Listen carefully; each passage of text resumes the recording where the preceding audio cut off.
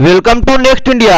आज है 26 जून 2021 और 26 जून 2021 से करंट अफेयर्स के जितने भी इंपॉर्टेंट क्वेश्चन बन सकते हैं सारे हम इस वीडियो में डिस्कस करेंगे और प्रत्येक क्वेश्चन से रिलेटेड इंपॉर्टेंट फैक्ट भी हम इस वीडियो में आपको बताएंगे।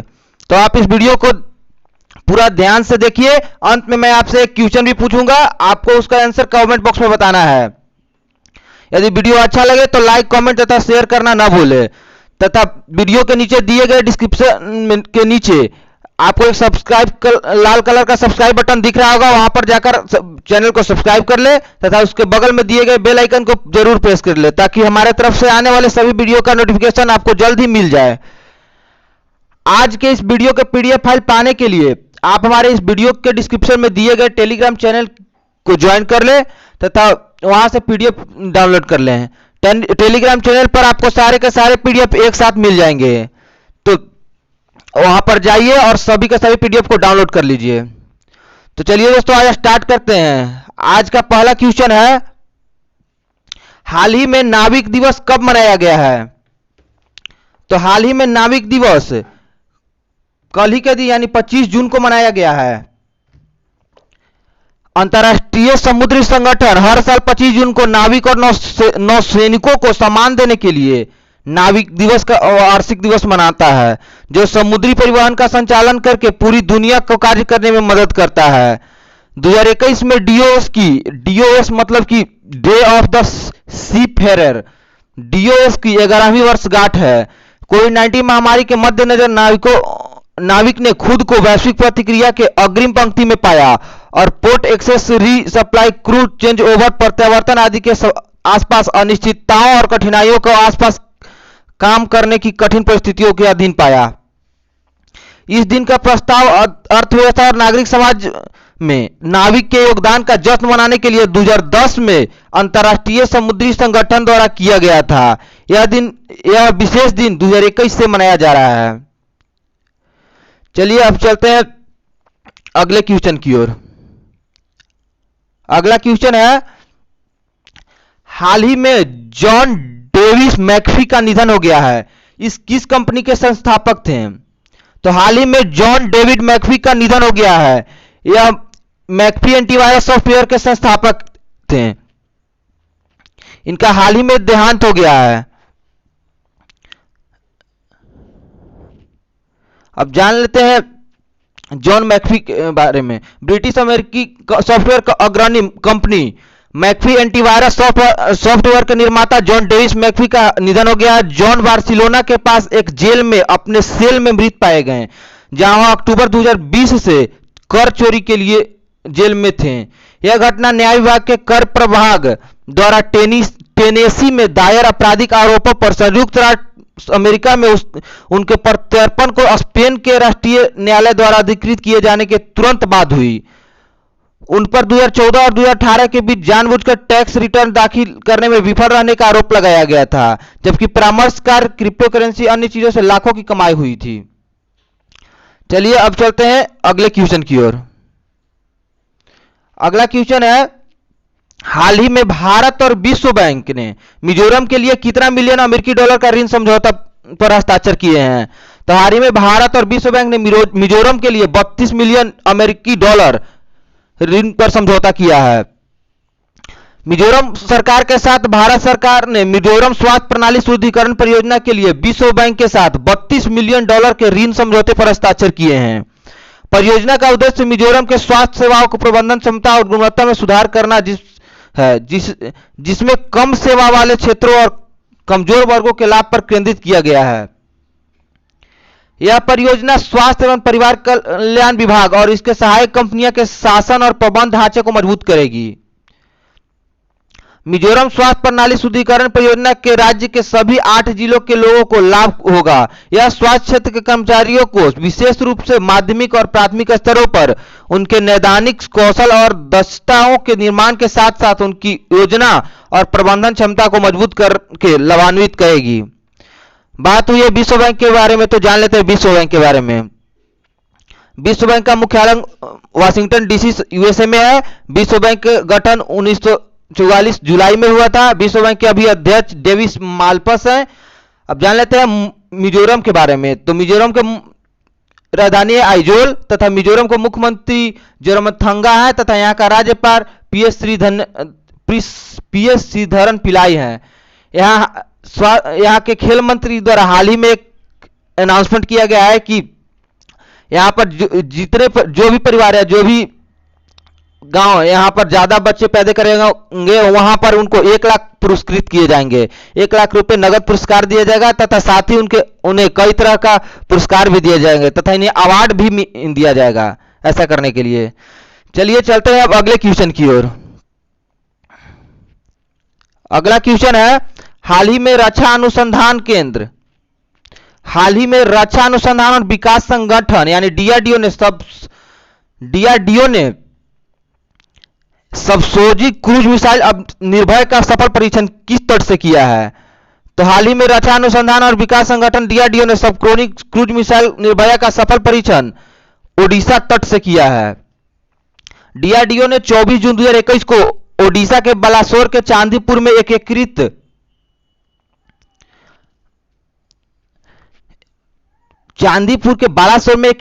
परीक्षण रेंज यानी आईटीआर से सबसोनिक क्रूज मिसाइल निर्भय का सफल परीक्षण किया है।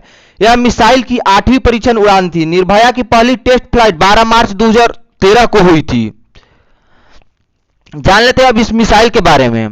निर्भया एक लंबी दूरी की हर मौसम में मार करने वाली सबसोनिक क्रूज मिसाइल है जिसे डीआरडीओ द्वारा स्वदेशी रूप से डिजाइन और विकसित किया गया है।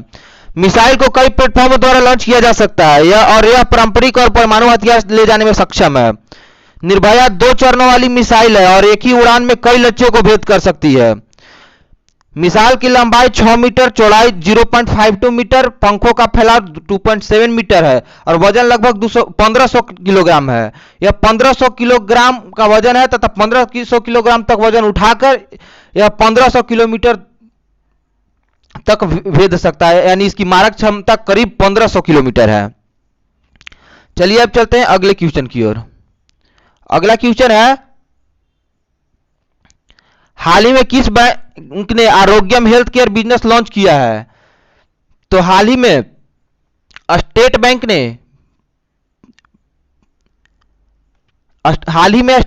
ने Arogyam health care business loan start किया है। भारतीय स्टेट बैंक ने महामारी के बीच स्वास्थ्य सेवा क्षेत्र को बेहतर सहायता प्रदान के लिए Arogyam health care business loan launch किया है। इस नए उत्पाद के तहत देश का सबसे बड़ा सरकारी स्वामित्व वाला बैंक महत्वपूर्ण स्वास्थ्य आपूर्ति में लगे अस्पताल, nursing home, diagnostic centre, pathology lab, निर्माता, आपूर्तिकर्ता, आयातक, लॉजिस्टिक फर्म जैसे संपूर्ण स्वास्थ्य सेवा पारिस्थितिकी तंत्र 10 वर्षों में चुकाने योग्य 100 करोड़ रुपए तक के ऋण का लाभ उठा सकते हैं। अब जान लेते हैं, बात हुई है एसबीआई के बारे में, तो एसबीआई के बारे में एसबीआई के अध्यक्ष है दिनेश कुमार खारा तथा एसबीआई का मुख्यालय मुंबई में है तथा इसकी स्थापना 1 जुलाई 1955 को हुई थी। अब चलते हैं अगले क्वेश्चन की ओर। अगला क्वेश्चन है, हाल ही में दिल्ली खेल विश्वविद्यालय के प्रथम कुलपति कौन बनी है? तो हाल ही में दिल्ली खेल विश्वविद्यालय की प्रथम कुलपति कर्णम मल्लेश्वरी बन गई, यानी इसका आंसर है ऑप्शन बी। दिल्ली सरकार ने पूर्व ओलंपिक पदक विजेता भारोत्तोलक कर्णम मल्लेश्वरी को दिल्ली खेल विश्वविद्यालय की पहली कुलपति नियुक्त किया है। वह ओलंपिक पद जीतने वाली पहली भारतीय महिला भारोत्तोलक है। उन्होंने 2000 में सिडनी ओलंपिक में स्नैच और क्लीन एंड जर्क श्रेणियों में 110 किलोग्राम और 130 किलोग्राम भार उठाकर इतिहास रचा। उन्हें राजीव गांधी खेल रत्न पुरस्कार, अर्जुन पुरस्कार और पद्मश्री पुरस्कार से भी नवाजा गया है। चलिए अब चलते हैं अगले क्वेश्चन की ओर। अगला क्वेश्चन है, हाल ही में विश्व विटिलिगो दिवस कब मनाया गया है? तो हाल ही में 25 जून को, यानी ऑप्शन ए 25 जून को विश्व विटिलिगो दिवस मनाया गया है। विटिलिगो के बारे में वैश्विक जागरूकता पैदा करने के लिए 25 जून को विश्व विटिलिगो दिवस मनाया जाता है। विटिलिगो एक त्वचा विकार है जिसके कारण त्वचा में रंग की कमी हो जाती है, जिससे रंग द्रव्य के नुकसान हो जाने पर त्वचा पर कई तरह के पैटर्न बन जाते हैं। विटिलिगो को अक्सर एक प्रकार के विकार के बजाय बीमारी कहा जाता है और इसका रोगियों पर एक महत्वपूर्ण नकारात्मक सामाजिक या मनोवैज्ञानिक प्रभाव हो सकता है। पहला विश्व विटिलिगो दिवस 25 जून 2011 को मनाया गया था, जो इस वर्ष 11वें साल मनाया जा रहा है। अब चलते हैं अगले क्वेश्चन की ओर। अगला क्वेश्चन है, किस हवाई अड्डे ने हवाई अड्डे की सेवा गुणवत्ता में काउंसिल इंटरनेशनल महानिदेशक के रोल ऑफ एक्सीलेंस अवार्ड सम्मान जीता है? तो हाल ही में कोचीन इंटरनेशनल एयरपोर्ट ने एयरपोर्ट काउंसिल इंटरनेशनल यानी एसीआई के डायरेक्टर जनरल का एयरपोर्ट सर्विस क्वालिटी में रोल ऑफ एक्सीलेंस सम्मान जीता है। यह सम्मान उन हवाई अड्डों को प्रदान किया जाता है जिन्होंने यात्रियों की राय में लगातार उत्कृष्ट सेवाएं प्रदान की है। कोचीन अंतर्राष्ट्रीय हवाई अड्डे ने पिछले 10 साल में 5 वर्षों के लिए कई पुरस्कार जीतकर लगातार ग्राहक सेवा में उत्कृष्टता प्रदान की है। यह दुनिया भर के 6 हवाई अड्डों में से एक है जिसे 2021 में मान्यता प्राप्त होगी। अब जान लेते हैं इंटरनेशनल हवाई अड्डे के बारे में। अंतर्राष्ट्रीय हवाई अड्डा परिषद का मुख्यालय मॉन्ट्रियल कनाडा में है तथा इसकी स्थापना 1991 में हुई थी। चलिए अब चलते हैं अगले क्वेश्चन की ओर। अगला क्वेश्चन है, हाल ही में किस राज्य के मंत्रिमंडल ने 24 जून 2021 को छात्र क्रेडिट कार्ड योजना को मंजूरी दी है? तो हाल ही में पश्चिम बंगाल मंत्रिमंडल ने गुरुवार को छात्र क्रेडिट कार्ड योजना की मंजूरी दे दी है। तृणमूल कांग्रेस ने अपने चुनावी घोषणा पत्र में इसका वादा किया था। स्टूडेंट क्रेडिट कार्ड की मदद से हायर स्टडी के लिए 10 लाख रुपए तक के सॉफ्ट लोन प्राप्त किया जा सकता है।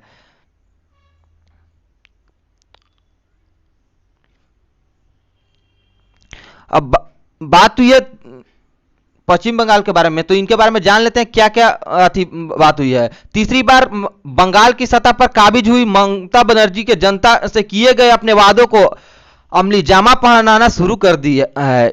इसी के तहत गुरुवार को राज्य मंत्रिमंडल की बैठक में स्टूडेंट क्रेडिट कार्ड स्कीम को मंजूरी दे दी गई है। इस बैठक के बाद मुख्यमंत्री ममता बनर्जी ने कहा कि तृणमूल कांग्रेस ने अपनी चुनावी घोषणा पत्र में इसका वादा किया था। उन्होंने बताया कि राज्य में स्टूडेंट क्रेडिट कार्ड योजना 30 जून को लॉन्च कर दी जाएगी।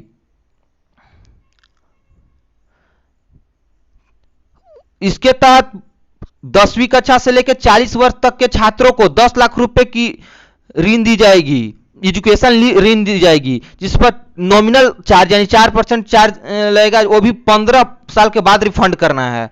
यानी आपके पढ़ाई यानी आपने डिग्री मिल जाने के 15 साल के अंदर यह मतलब पैसा वापस करना है। इस स्कीम के तहत 40 वर्ष तक के आयु तक के छात्र इस योजना का लाभ उठा सकते हैं। चलिए अब चलते हैं अगले क्वेश्चन की ओर। अगला क्वेश्चन है, कौन सी कंपनी जल्द ही कोरोना वैक्सीन जाइको डी की आपातकालीन मंजूरी के लिए सेंट्रल ड्रग्स रेगुलेटर डीजीसीआई को दुनिया की पहली डीएनए वैक्सीन है जो कि मंजूरी दे दी है? यह है जाइडस कैडिला, यानी इसका आंसर है ऑप्शन ए, जाइडस कैडिला। यह एक अहमदाबाद बेस्ड फार्माक्यूलर फर्म पर बनाया जा रहा वैक्सीन है। अहमदाबाद बेस्ड यह एक जाइडस कैडिला जो कि भारत में बनाया जा रहा है। यह एक स्वदेशी वैक्सीन है जो कि जून से ही लॉन्च कर दी जाएगी। यह भारत का दूसरा स्वदेशी वैक्सीन होगा। पहला कोविड वैक्सीन जो भारत का स्वदेशी कोविड वैक्सीन था वह है भारत बायोटेक वैक्सीन। यह 3 डोज वैक्सीन है, मतलब जैसे भारत बायोटेक 2 डोज लगाया जा रहा था, यह 3 डोज में काम करेगा। चलिए अब चलते हैं अगले क्वेश्चन की ओर। अगला क्वेश्चन है, हाल ही में संत कबीर दास जयंती कब मनाई गई है? तो हाल ही में 24 जून को संत कबीर दास जयंती मनाई गई है।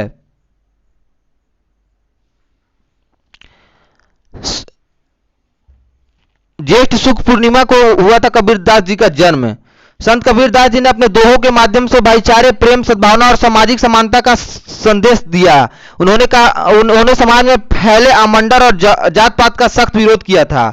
अपने दोहों के माध्यम से सामाजिक कुरीतियों पर कठोर प्रहार किया था। कबीरदास जी का जन्म संवत 1455 की ज्येष्ठ शुक्ल पूर्णिमा को हुआ था, इसलिए इस दिन कबीर जयंती मनाई जाती है। चलिए अब चलते हैं अगले क्वेश्चन की ओर। अगला क्वेश्चन है, हाल ही में किस आईआईटी ने स्टार्टअप और जोखिम वित्तपोषण पर अनुसंधान लॉन्च किया है? अनुसंधान केंद्र लॉन्च किया है, यानी क्रेस्ट लॉन्च किया है। तो आईआईटी मद्रास ने हाल ही में स्टार्टअप और जोखिम वित्तपोषण पर अनुसंधान क्रेस्ट लॉन्च किया है। आईआईटी मद्रास ने ऐसे सीखों के लिए लॉन्च किया है जिसमें कई लोग अपना सीख तो लेते हैं लेकिन वो पैसा कहां से लगाए किसी भी चीज को स्टार्टअप करने के लिए, उसके लिए आईआईटी मद्रास के पास अनुभव है, वो बता सकता है, तथा वह कहां से वो अपना अनुभव लगाए, तो अनुभव उस बिजनेस में कैसे लगाए, कहां से लगाए, इसके लिए भी वो अनुभव देगा।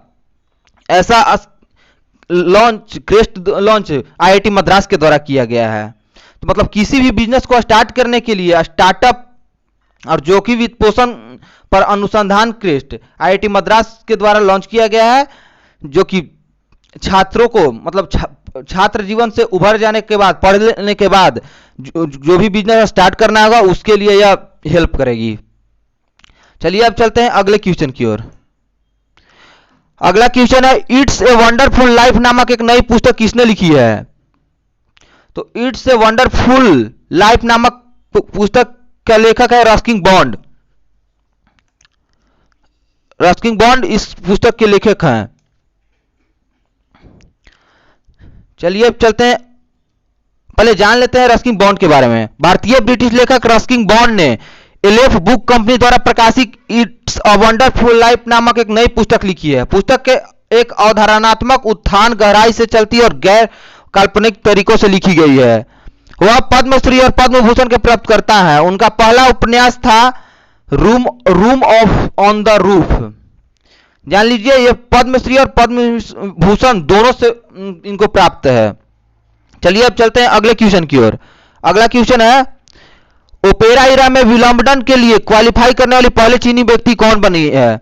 तो ओपेरा इरा में विंबलडन के लिए क्वालिफाई करने वाली पहली चीनी व्यक्ति बनी है जांग जिहान। एक चाइनीज पर्सन है जो कि ओपेरा इरा में विंबलडन क्वालिफाई किया है सर्वप्रथम।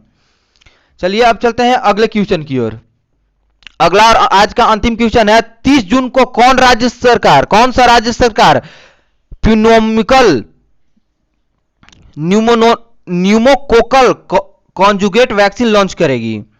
तो हाल ही में ओडिशा सरकार यानी 30 जून को ओडिशा सरकार न्यूमोकोकल कॉन्जुगेट वैक्सीन लॉन्च करेगी। ओडिशा के स्वास्थ्य मंत्री और परिवार कल्याण विभाग मंत्री 30 जून को राज्य स्तर पर वर्चुअल मोड के माध्यम से यूनिवर्सल इम्यूनाइजेशन प्रोग्राम के तहत न्यूमोकोकल कॉन्जुगेट वैक्सीन को लॉन्च करेगी। ओडिशा सरकार ने गुरुवार को कहा है कि वो 30 जून को यूनिवर्सल इम्यूनाइजेशन प्रोग्राम के तहत न्यूमोकोकल कॉन्जुगेट वैक्सीन लॉन्च करेगी। अतिरिक्त मुख्य सचिव पीके महापात्र ने जिला और नगरपालिका अधिकारियों को लिखे पत्र में कहा कि नियमित टीकाकरण को न्यूमोकोकल कॉन्जुगेट वैक्सीन की शुरुआत करने से राज्य में सालाना लगभग 8 लाख छोटे बच्चों को लाभ होगा और राज्य में बच्चों में निमोनिया और मोनेटाइटिस के कारण रोगों की संख्या और मृत्यु दर के जोखिम कम करने में मदद मिलेगी। ओडिशा के मुख्यमंत्री हैं नवीन पटनायक, ओडिशा का राजधानी है भुवनेश्वर। अब चलते हैं कल के वीडियो के लास्ट क्वेश्चन की ओर।